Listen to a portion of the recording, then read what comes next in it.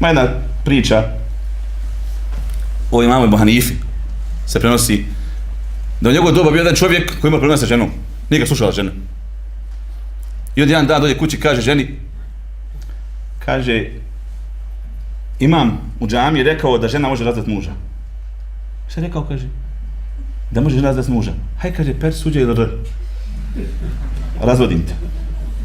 On per suđa, kaže. Haj, napravi, kaže, ručak ili r. Haj, usaj, pospremim. Sve čovjek 7 dana rob. Izdržao on 7 dana. Potlačen. Kaže on njoj, kaže, ona nije rekao Ebu Hanife to, ja slagu. A sam ti htio pokazati kako se nema milosti prema tebi, ba.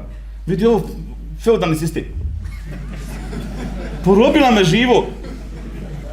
Ali nije se svjesna moje milosti prema tebi. Jer zbog toga Islam nije dao ženi, zbog njenih emocija, prevladavaju emocije kod nje. Možda netko svaki, ali kod većine.